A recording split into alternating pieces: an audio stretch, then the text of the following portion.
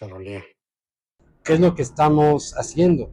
¿Nos estamos equivocando, como dicen algunos, o estamos rescatando un derecho y una esperanza para nuestro país? Yo creo que esos que dicen que nos estamos equivocando son malos imitadores de lo que ellos creen que es la superioridad del primer mundo.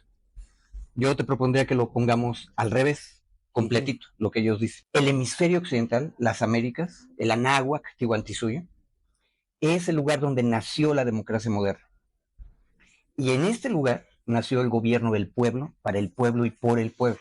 Esta última expresión es una expresión de Estados Unidos, pero no del Estados Unidos que quieren que imitemos nosotros, del Estados Unidos de abajo. Y este Estados Unidos de abajo, el pueblo organiza todos los poderes, sus asambleas, sus poderes ejecutivos y sus tribunales. Entonces, lo que estamos haciendo con esa reforma judicial es rescatar el origen de nuestra república. Aparte, Europa es el lugar de las monarquías, de las universidades, de los que se ponen togas y birretes todo el tiempo. Las Américas es el lugar donde hay asambleas, donde hay votaciones y donde se deciden las cosas en colectivo. Y eso aparte recupera algo que los americanos no recuperaron después, que es la tradición indígena.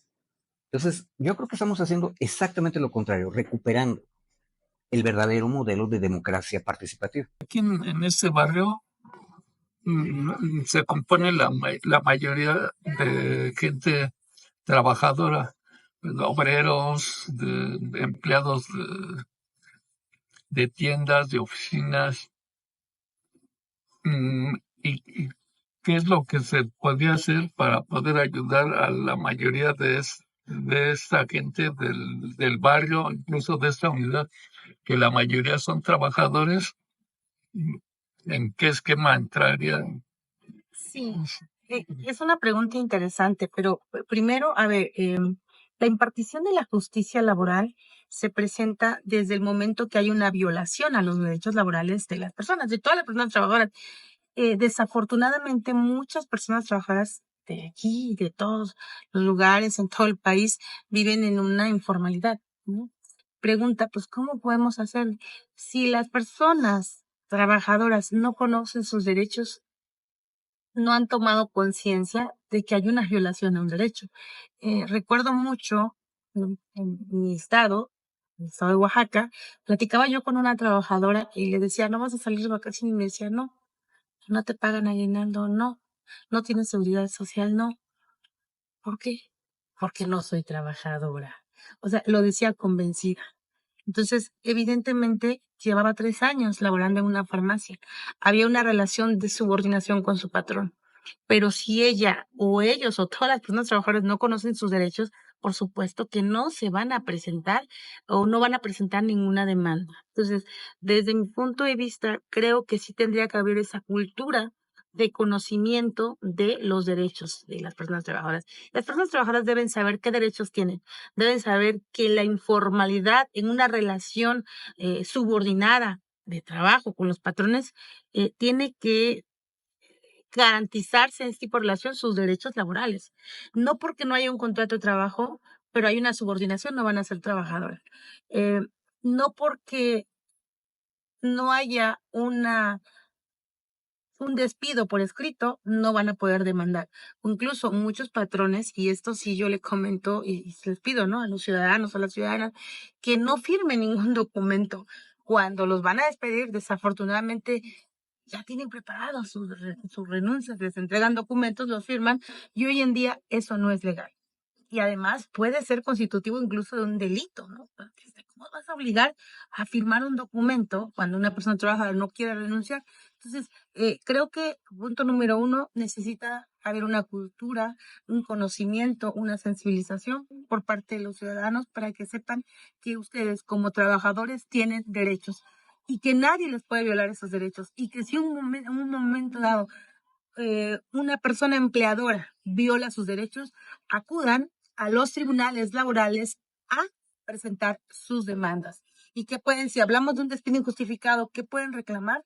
Una indemnización, una reinstalación, salarios caídos hasta por 12 meses, un interés del 2% mensual sobre una base de 15 meses, porque son derechos que les corresponden, porque todo despido injustificado está prohibido por las normas laborales. En conclusión, conozcamos nuestros derechos. Y segunda, no nos quedamos callados, levantemos la voz y denunciemos. Normalmente mucha gente habla de que van a hacer las cosas, pero luego hay veces que no las hacen.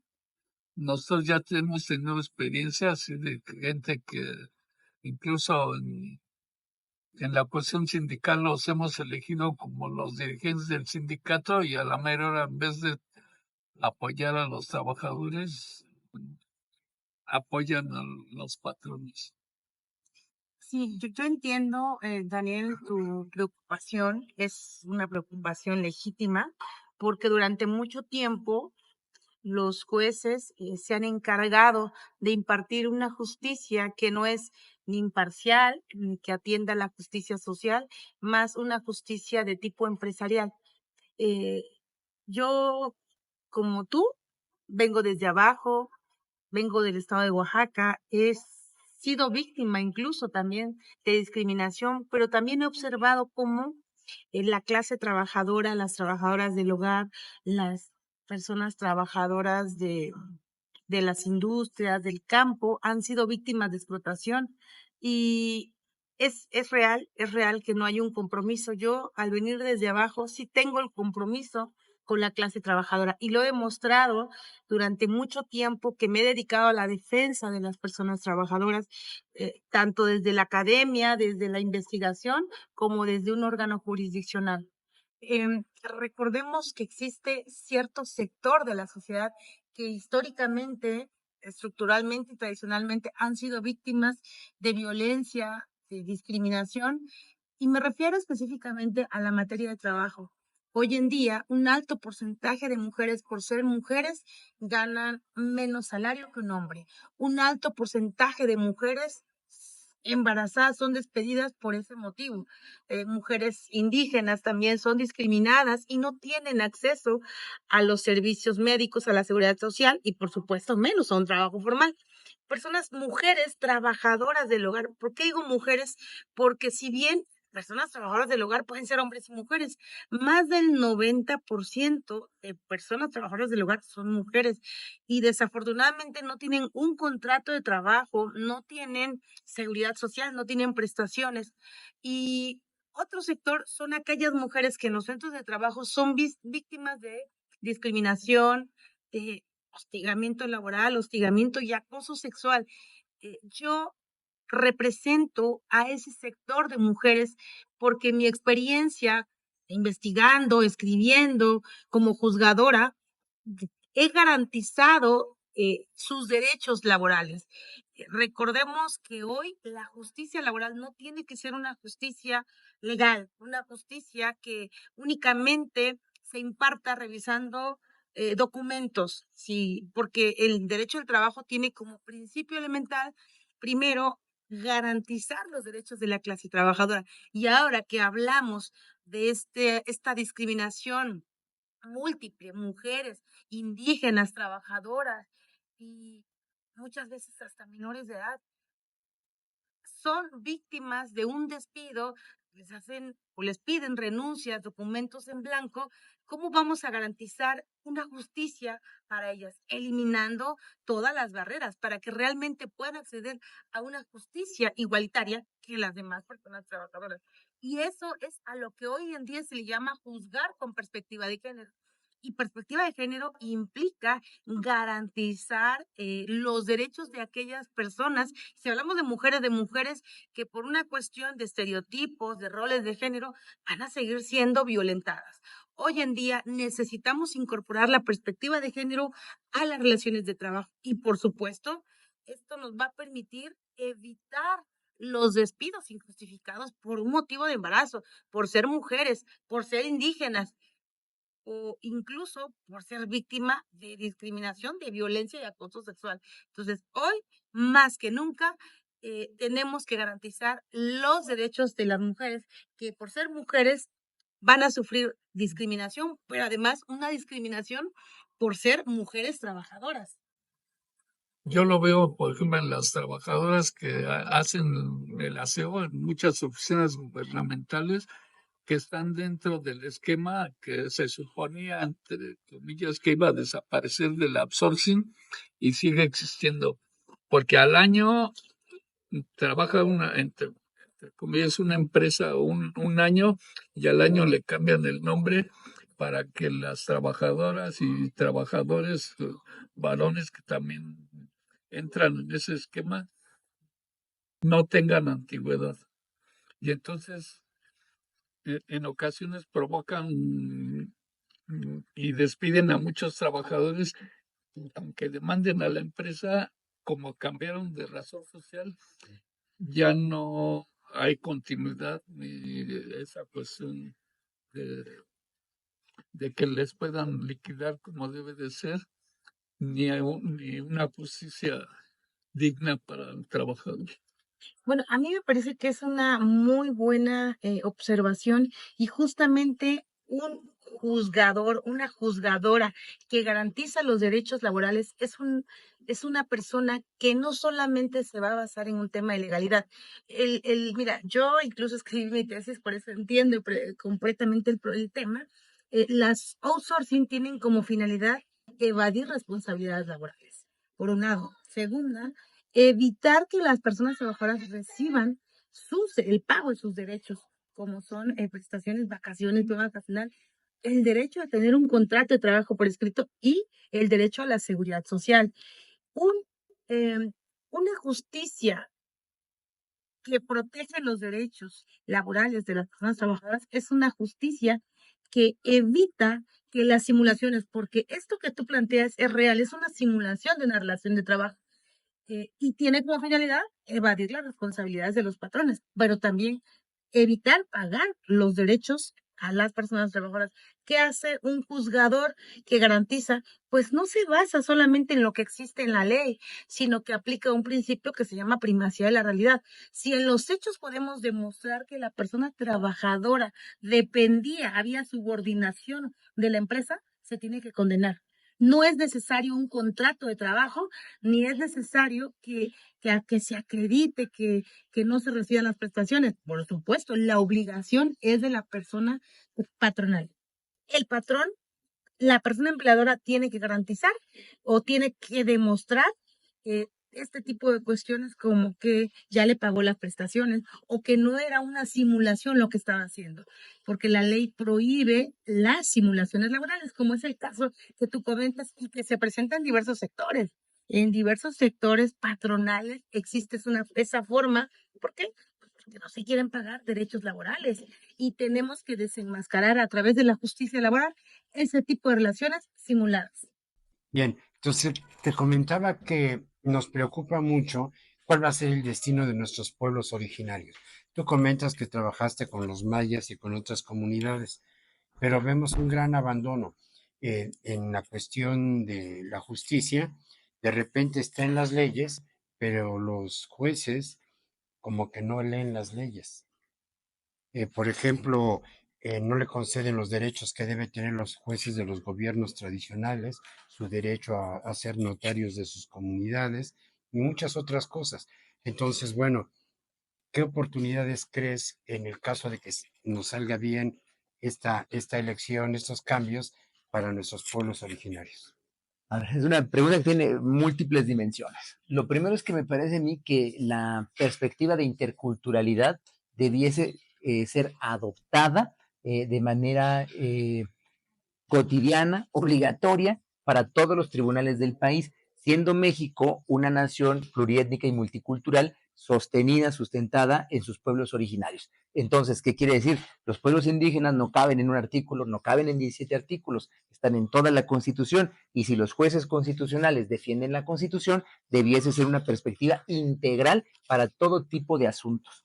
Eso es lo primero. Luego, a ver, es muy importante fortalecer primero, bueno, a ver, la libre determinación y la autonomía de pueblos y comunidades indígenas para que puedan impartir su propia justicia a partir del derecho que ellos mismos generan, ¿no? Eso es importante. Ahora, hay muchas limitaciones. En la misma Constitución tiene límites como las cuestiones de género. Todavía dice el artículo segundo garantías individuales, que son los derechos humanos, pero además hay casos en donde depende la competencia, depende el asunto, pues se requiere una validación por parte de autoridades del Estado. ¿Qué quiero decir? Que en general las decisiones, los temas y las decisiones que pueden tomar autoridades tradicionales, autoridades de pueblos indígenas, están muy acotadas por la presencia pues tan fuerte que tiene el Estado mexicano. Ese es un problema porque no logran desarrollar su libre autodeterminación y tampoco pues la autonomía constitucional que tienen. Ahí yo creo que falta muchísimo. La reforma del año pasado no va a alcanzar para eso. Al contrario, creo que están incorporando, corporativizando a las comunidades indígenas dentro del Estado mexicano. Ese es un segundo punto, ¿no? Y si me permite el tercero, hay muchas falencias institucionales. No hay traductores ni intérpretes suficientes. No los hay en todas las variantes dialectales de las lenguas indígenas. No existe eso. Por eso, pues mucha gente está detenida en situación de reclusión sin saber por qué, solamente porque no le pueden transmitir cuál fue el problema. De esos hay casos muchísimos. Y luego, pues no hay tampoco la capacidad para llevar adelante un principio que está en la Constitución, que es el de adecuación cultural. La justicia que impartiera el Estado mexicano desde sus propias instituciones judiciales debiese regirse por el principio de adecuación cultural. Eso no existe ni tienen capacidad para llevarlo adelante. Eso es estructuralmente pues, el problema que tienen los pueblos y comunidades indígenas. ¿Es posible que esto cambie con la reforma? Pues en la medida en que lleguen jueces, magistrados, ministros que tengan esta sensibilidad y este conocimiento, en la medida en que pues, los jueces cambien y se incluyan también a miembros de pueblos y comunidades indígenas como operadores judiciales, pero las reformas que se requieren son más estructurales y no las tenemos y con la pura reforma judicial no se va a lograr. Bueno, y tú en tu trayectoria, con tu responsabilidad que tienes como abogado y como defensor de luchas sociales, ¿cómo te ves hacia adelante? ¿Qué sería el gran éxito que lográramos entre el pueblo y ustedes como candidatos a la Suprema Corte de Justicia de la Nación? Pues mire, yo creo que el primer gran éxito, pues es que yo también soy pueblo y yo no tengo que estar pensando cómo voy a reconciliarme con el pueblo, porque yo me siento pueblo y yo si he dado las luchas que he dado es porque soy parte del pueblo y me siento pues también agraviado cuando lastiman a las comunidades, cuando se burlan de las comunidades y cuando lo único que las comunidades reciben es injusticia, porque yo me siento parte también de eso. Eso es lo primero, eso no es común entre los abogados porque se sienten como por fuera de todo ese problema.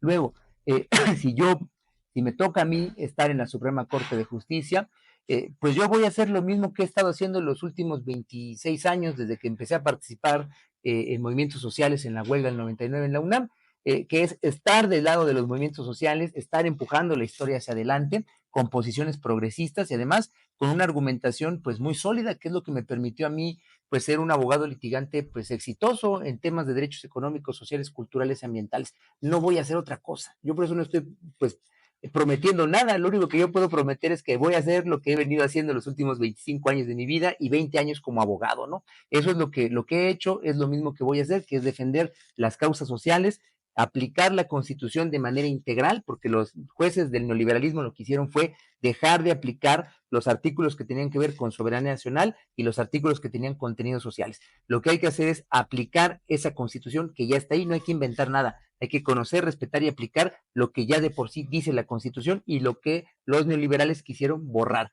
Eso es lo que yo sí me comprometo a hacer porque es lo que he tratado de hacer durante pues mis 20 años de carrera profesional.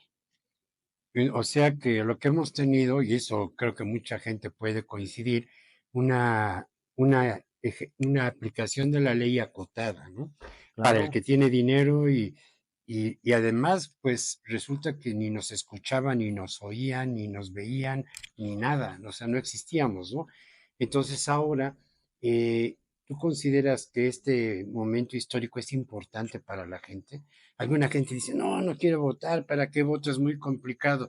Yo pienso que es muy importante, que esta oportunidad de hablar con los jueces, con los magistrados, por primera vez, ¿no? Que podamos evaluarlos, ¿no? Y podamos seguir su trayectoria, puede ser muy importante para la gente. Coméntanos qué sería importante de lograr una gran, un gran grupo de juzgadores, de magistrados? Eh, ¿qué ganaría la gente? ¿Por qué es importante para ellos? Yo creo que la gente debe darse cuenta del momento histórico en el que estamos viviendo y saber que ellos son los protagonistas, porque son quienes escriben la historia. Y la historia se escribe siempre desde la izquierda y se escribe siempre desde los movimientos sociales. No son concesiones ni son regalos, son siempre luchas que se dan, grandes batallas que obligan a los que tienen el poder a entonces sí reconocer que ahí estamos y permitir que se ejerzan estos derechos. Es una batalla, ¿no? Así es como hay que entenderlo y la gente debe darse cuenta que está en juego pues el futuro de nuestro país. Por eso es muy importante estar bien informados, familiarizarse con la boleta y conocer bien pues a las y los candidatos para los diferentes cargos, porque sí que toman decisiones que afectan la vida cotidiana de las personas, desde el tribunal más pequeño y más humilde hasta el tribunal más alto de nuestro país, que es la Suprema Corte de Justicia. Hay una cadena en donde los asuntos locales pueden llegar a convertirse en asuntos federales y debemos tenerlo presente. Por primera vez en 500 años, nuestros jueces, nuestros magistrados van a ser elegidos por la gente. Es una revolución democrática y ustedes son los protagonistas de ese cambio, ¿no? Entonces la gente por primera vez se le va a consultar, oye, ¿quién quieres que te juzgue? ¿Por qué te va a juzgar? ¿Confías en tu juzgador? Eso nunca se les había consultado. Y no son los especialistas, es la gente, la democracia, la que debe determinar. ¿Cuál es tu punto de vista sobre esto? ¿Estás de acuerdo o no estás de acuerdo? ¿Qué piensas sobre esto? Mire, yo estoy en contra de todas las formas de epistemocracia, porque lo que sucede es que pues echamos a un lado a los que pensamos que no piensan como nosotros y que no saben lo que nosotros sabemos. Detrás de eso, de nueva cuenta, lo que hay son sesgos racistas, sesgos clasistas, ¿no? Yo estoy en contra de todo eso. Más bien, lo que procuro es siempre defender los principios de pluralidad y equidad epistémicas, en contra de estas posiciones epistemocráticas, que son posiciones propias de una teoría jurídica, pues vetusta, que es la teoría jurídica del liberalismo. Pues sí, porque es la que se crearon los burgueses, que son los que es la élite y los que están por encima de la plebe. Para mantener su poder. Para mantenerse, lo que no les gusta es cuando el demos, que es la plebe, pues empieza a ser consciente y a tomar posiciones y asumir responsabilidades. Eso no les gusta, ¿no? Entonces ahí se ve la discriminación real que hay detrás de todo esto, ¿no? Pues creo que se requiere pues sí, una conciencia social, un compromiso social, ¿no? Una manera de leer el derecho, de entender el derecho no como un conjunto cerrado de normas, sino más bien leer el derecho como un producto cultural históricamente determinado y que pues emerge en condiciones sociales específicas. Si uno ve el contraste, bueno, pues el juez no puede tratar el derecho como si fuesen matemáticas y estar resolviendo ecuaciones, tiene que tratar el derecho y los casos que se le presenten, conociendo precisamente las circunstancias en las cuales suceden los casos y el derecho que se va a aplicar. Es una manera bien diferente de entender el derecho, ¿no? Entonces, el problema sigue siendo epistemológico detrás de la reforma judicial, de qué se entiende que es el derecho y cuál es el papel de los abogados.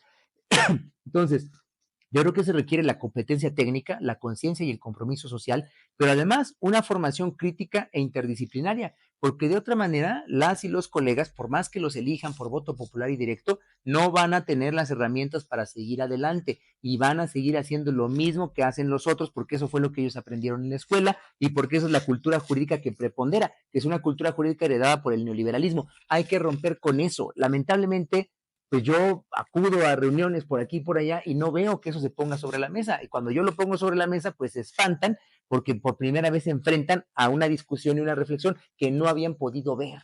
Pero esa es la discusión que hay que tener porque es el tema de fondo y es lo que nos puede llevar a que la reforma judicial sea realmente pues una revisión integral del sistema mexicano de impartición de justicia. Pero pasa por el concepto de derecho que se maneja y pasa por la manera en la que se entiende el papel de los abogados en la sociedad.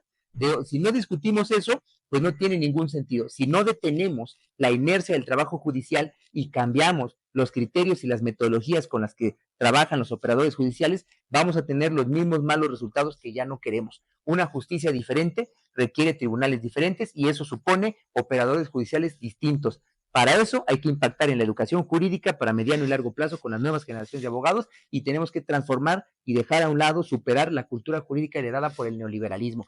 Ese es el fondo de todo este proceso histórico y es en lo que tenemos que pues enfocarnos. Es una gran oportunidad. Tan es así que, mire, permite que gente como yo, que llevo pensando esto 20 años, podamos finalmente decirlo y que la gente lo escuche y le haga sentido. Eso es bien importante, porque así es como jalamos la historia, llevamos la historia hacia adelante, ¿no? Precisamente, pues ventilando estas reflexiones que son, ahí han estado, por años, pero son posiciones marginales. Lo que ha prevalecido, pues es esta cultura jurídica reaccionaria, conservadora, posiciones del positivismo jurídico, eh, pues que lo que lograron? Pues lograron vaciar la legalidad de todos sus contenidos y que la justicia se confundiera con lo que es la mera legalidad. Hicieron a un lado la justicia social, ni siquiera piensan en la justicia ambiental, no tienen una concepción de justicia intercultural. Todo eso, pues, es parte de las discusiones del presente y en las cuales los tribunales mexicanos no están. Pertenecen a un pasado que está desapareciendo. Y todas las reacciones que hemos visto de cómo no quieren el cambio, pues es porque se aferran a algo que está desapareciendo. Yo Sus creo que privilegios. sus privilegios, entre otras cosas, pero también unas formas de vida y unas creencias que se le están yendo de las manos porque ya no tienen cómo sostenerse. Es una gran oportunidad para el cambio en México, para empoderar a la ciudadanía, que son los protagonistas, no los candidatos.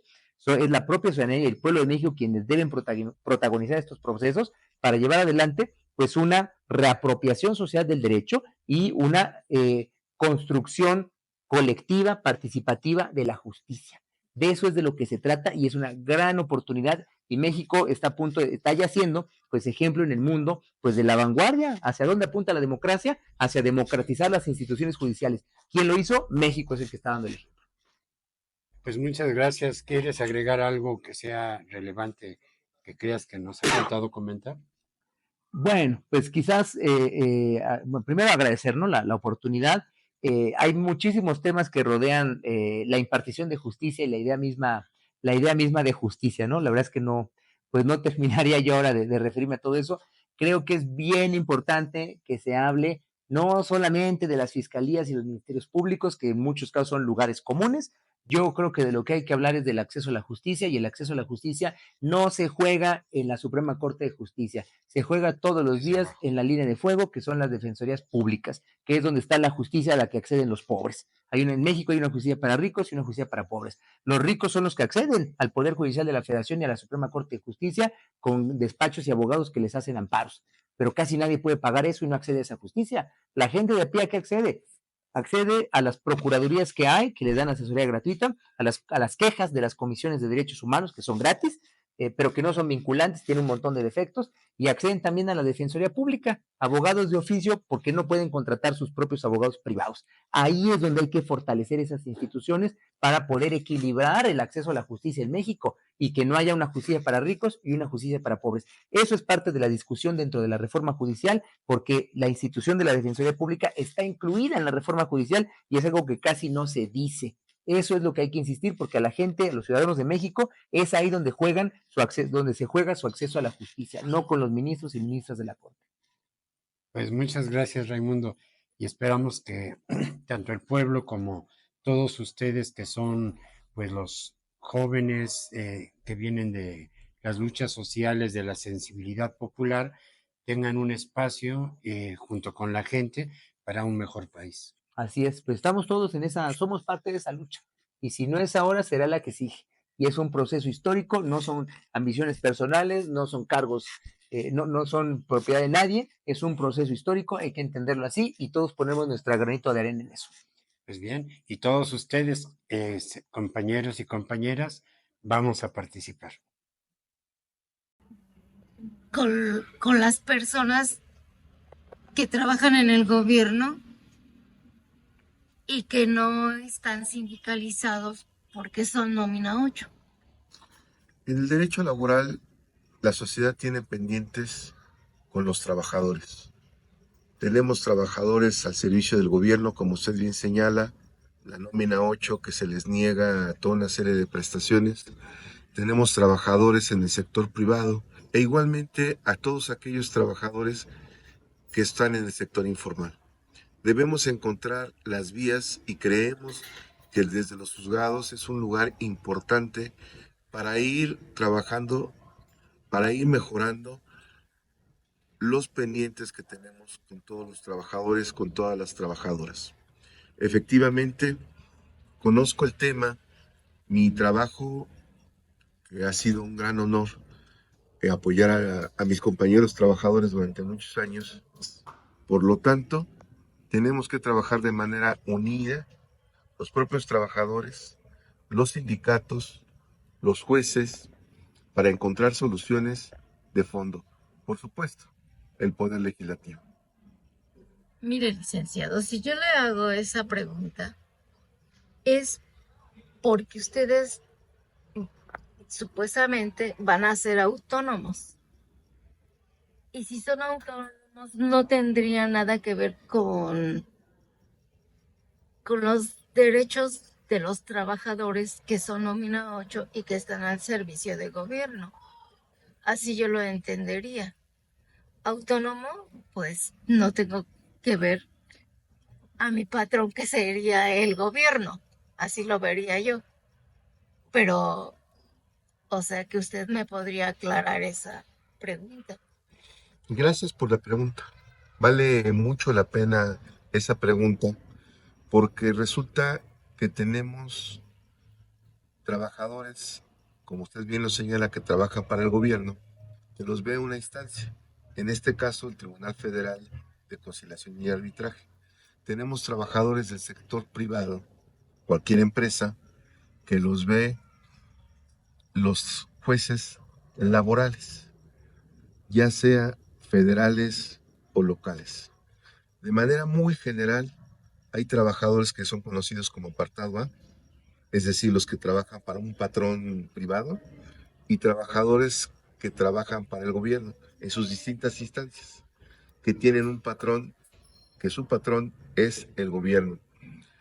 En ambos casos hay temas pendientes. En el caso de los trabajadores del gobierno, es imperioso que se modernicen las leyes que tienen que ver con los trabajadores del gobierno.